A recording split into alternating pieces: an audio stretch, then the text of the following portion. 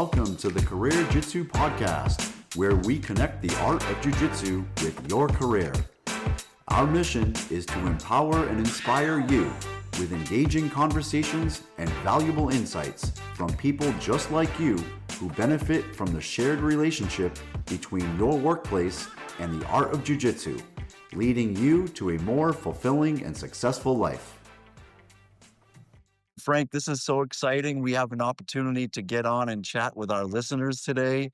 So we're going to make some connections with career Jiu-Jitsu and talk about some of the things that we've learned over the last 16 episodes. So take it away, Frank. Well, definitely, Jason. This is so exciting because when we started, I remember you said most podcasts never get past 3 or 4. You said that. That's like that's when they die. And we said when we get 16 episodes done, we're going to have a sweet 16 episodes. So raise the roof because this is our sweet 16.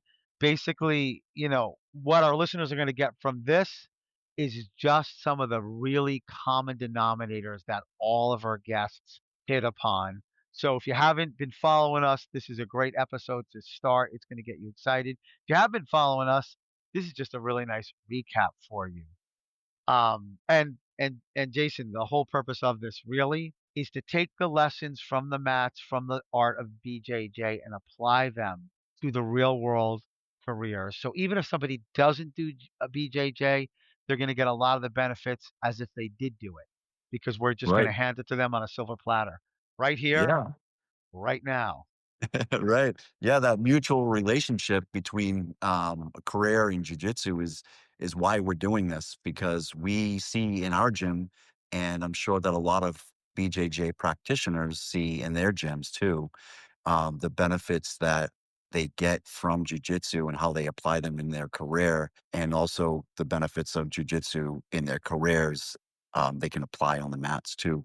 So we've talked about that a lot in our podcasts. And I think that people that do jiu-jitsu can really understand it, but also people who don't train jiu-jitsu can utilize the concepts of jiu-jitsu for sure, because a lot of jiu-jitsu concepts are very applicable to their life. Right, 100%. And I think we should start off with the first observation and the most poignant observation that we've made. Every single person who came on our show was 100% grateful that they started BJJ. Even if they were like, I don't know if I want to start, I'll give it a shot. Everyone is 100% grateful that they started. And everyone has stated that it has totally helped them be more professional and more effective in their professions.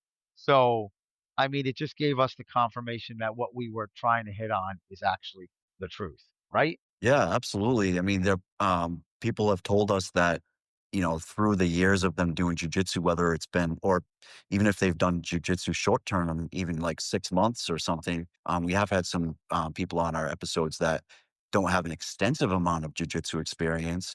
But then we also have some people who have an extensive amount of experience.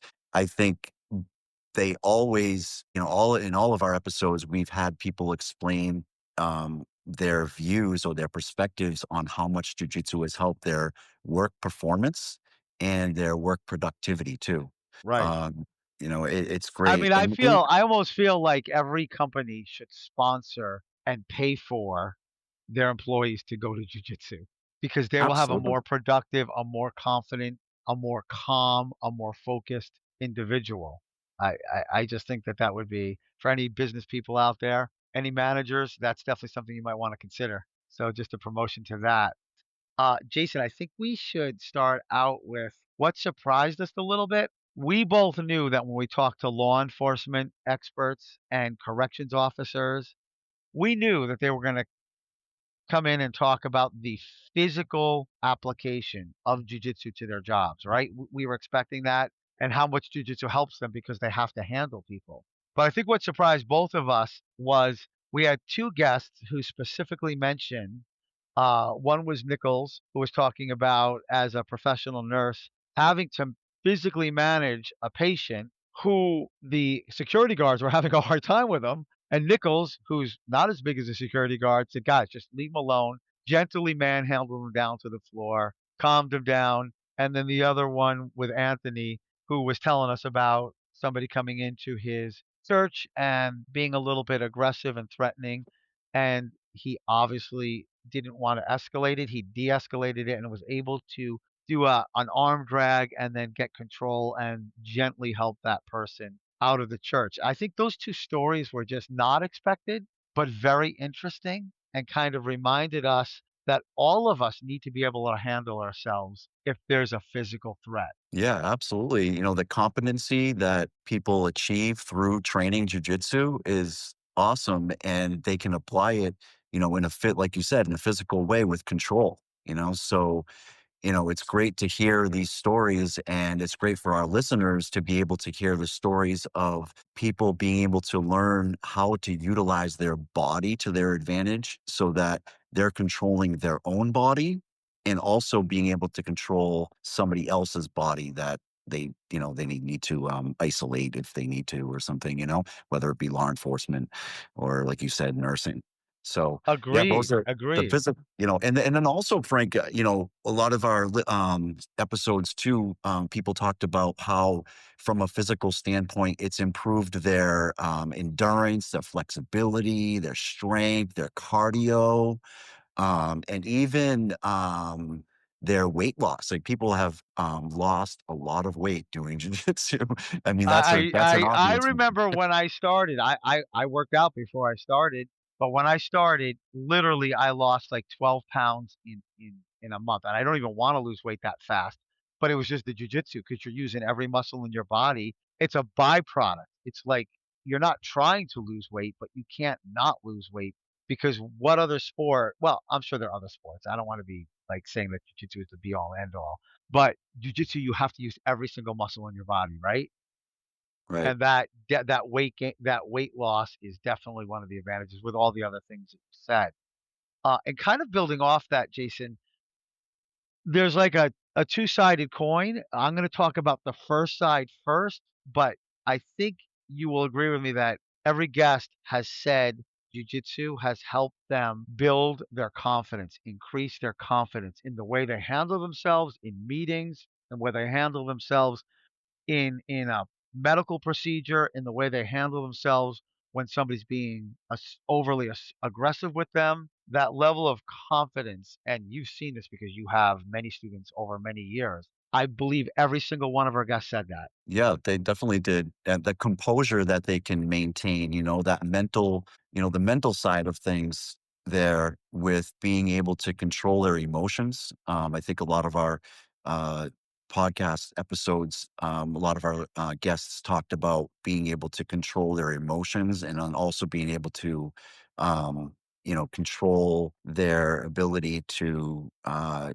maintain their level of, adrenaline Calmness. rush, and, Right, right. calmness and staying composed in an emergency situation. Because a lot of people freeze, when an emergency happens or something, you know, your Either, yep, brain has either to they process it. freeze or they freak out and beast out and quote unquote see red, which usually ends badly for the person seeing red, Yeah, right? yeah, yeah, So and when go ahead, yeah. you go. I'm sorry. And when you train jujitsu, like we talked a lot in our episodes about how when you train jujitsu, you're always in that physical, um, the grappling arts. You're always in that circumstance where you're trying to fight for better position and so forth. So you're able to maintain that composure when something happens. So it's great. And I think a competition is really good too. We've had some listeners, I'm sorry, some guests come on and talk about competing as well. And I think competing in jujitsu really builds that too. It really builds that mental fortitude to, put, not a lot of people fight or get into a fight in their life, and when you can match up with somebody and go 100% with them, and get yourself used to It's that. all it is like Yeah. I will tell you from my own experience, I'm not a nervous person in general. I'm not super, super confident, but I'm not somebody who gets that nervous in that many situations. And it was just a competition. And I'm an old man. Nobody has any expectations of me, but my heart was pounding when it was like a fight. It literally was like a fight. So I like, Jason, that you use the word composure. And I think that's almost a better word. I mean, confidence goes along with it, but that sense of being composed when things are coming at you, that's priceless. If you could be more composed under stress, that helps you in every aspect of your life. So, great vocab word there, composure. Yeah, keep Yeah, that in mind. Now absolutely. the other side of that coin, which is interesting because sometimes confidence comes with cockiness, arrogance, but every single guest has mentioned Jiu-jitsu makes you humble. There is no room for ego in jiu-jitsu, and nobody can maintain a high ego in an inflated ego in jiu-jitsu because jiu-jitsu will beat that out of you. And Yeah. so I love the coin that jiu-jitsu really casts, that it mints this coin with one side being you really are confident, you really are composed, you really are calm, and the other side, you are also super humble when you're in jiu-jitsu. Yeah. Yeah, that's a character trait, right? Humbleness, and I think a lot of jujitsu practitioners get a lot of development in their character, courage and perseverance and discipline, uh, adaptability. There's a lot of different character words that we could talk about that are great things that you get from jujitsu that you can apply to your workplace.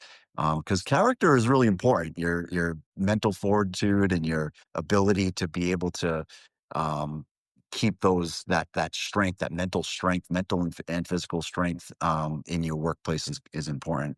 So the intellectual part too, Frank. So a lot of our listeners talked about problem solving. I'm sorry, I keep saying listeners, but our guests, right, have Yes, talked a lot about being analytical and being able to like problem solve things, which I think is another awesome connection between jujitsu and one's workplace because we problem solve in jujitsu obviously all the time. When you're in a position, you have to really think about what grips you need, what position you need to try to get to, and it's in real time too, right? Your problem solving is in jujitsu is like in real time. So it is. it actually It's helps in you. Go ahead. I just sorry, I lost you a little bit there, but you are 100% correct. It's problem solving in real time, and then it's solving in reflection. Because the beauty of jujitsu is when you're done, usually, like when I have a lot of problems, it's because the person's usually better. And then I say, well, how did you get me trapped in that? And they're like, well,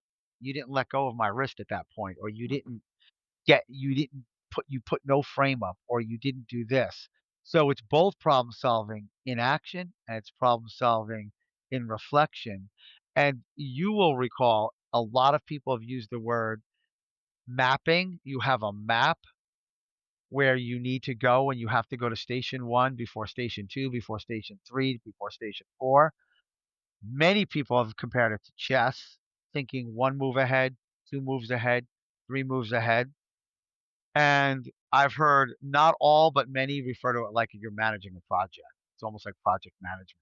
So all those things just speak to your point that you just made about it being a thinking person's intellectual kind of art. Yeah, understanding like the system and the process, like, every job role has some form of process. You do this before you do that, and I think jujitsu really helps people to understand the process in their career. And also people have careers where they utilize their systems and their processes as well, and they can apply those to the mats. So that's a really good observation, that connection Yeah, there.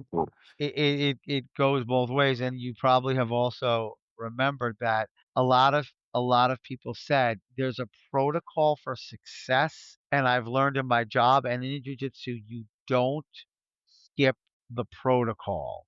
Just like you say, well, to us, like if you're gonna climb up, first control the feet, then maybe grab the legs, hold them together, climb up. Now you have to control the hips. Make sure you're controlling the hips. Now you can slice your knee over. Now make sure you control one of their arms. Make sure you get the underhook. Now get your crossface. That's a protocol. And a lot of us get excited when we think we're passing and we skip the protocol because we want the bang, like right now. And Yeah. in every career, that's a dangerous thing. We talked about Corey with his electricity. You can't skip protocol when Right. you're dealing with an electrical outage and there's live wires. There's a protocol for a reason. And I think we got a lot of our um, our guests saying that and pointing to that Yeah. system of. Mm. And I just have to throw this in there because some of my students are probably listening. You said it's an intellectual art. Great vocabulary word. Noetics. It's noetic. Noetic is Oh, a word for intellectual. Cool word. Cool word for you. yeah. But that's good. We gotta get those good vocab words in there for everybody. Yes.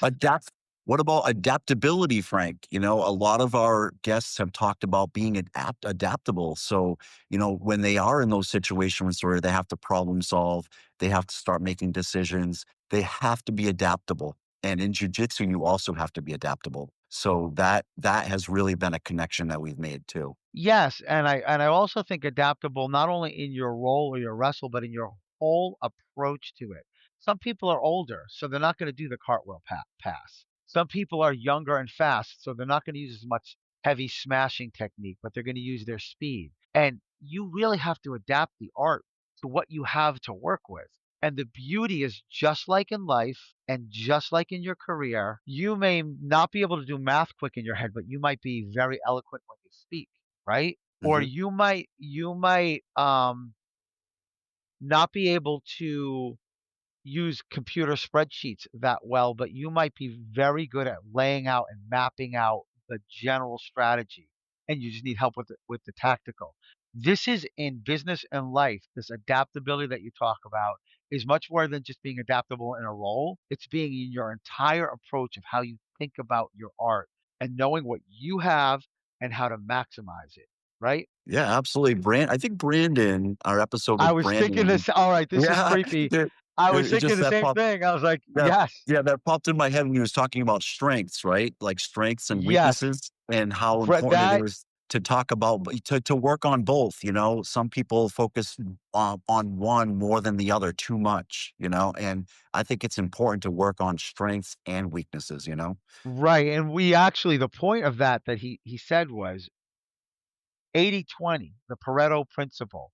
80% on your strengths. If you're not a big person, don't yeah, learn some big person moves, but if you're a smaller person, learn the things that work better for a small 80-20, right? Right. Play with the And big he moves, but 80 Right, yeah. and he talked about that, be how he works on that with his, coworkers, you know, his, subordinates. He talks to them a lot about being able to use those strengths to their advantages to their advantage too, you know?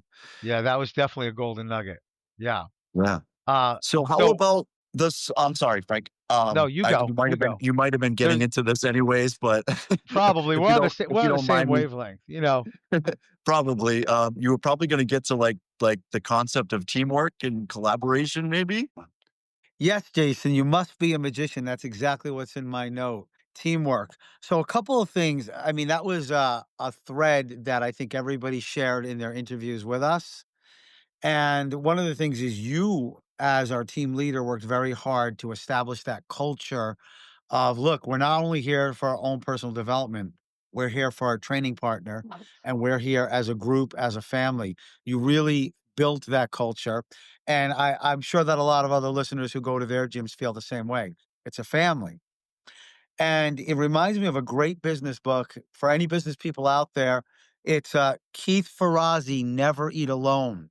It's a great book on how nobody does it alone and you're only as good as your team. And he talks about a thing called social capital, which is what you build with the people that you work with, a relationship of trust, a relationship of mutual respect, of mutual admiration. And Jiu-jitsu really solidifies that because if you think about it, you're trusting your entire life in somebody else's hands, right? And at Yeah. least the limbs hanging off your body, right, are in Yeah. somebody else's hands, and that's a great amount of trust. And when you build that camaraderie and you learn those fundamentals, you take that to the workplace and you build those same relationships. It's such a nice, I think it's such a nice parallel. Yeah, absolutely. Having building that community and culture in your profession, and also building that community and culture in your academy, your jiu-jitsu academy, both areas are really important. So yeah, it's great, Frank. There's just so many different things that we could be talking all day about all of these amazing benefits that we There's too many. There's share. really too many common threads, like, just nuggets that we've distilled through the process. But Jason, I don't want to forget about one that you taught me early on in my career, and it was nice to hear it echoed by almost every guest on our show. It was that jujitsu is hard, just like our careers are difficult, right? But you only have to concentrate on getting that 1% better every day. Just show up and get 1% every day. And I like the way you couch that in the context of your 1% is your 1%. You're not comparing your journey with somebody else, right? Right. This is your journey.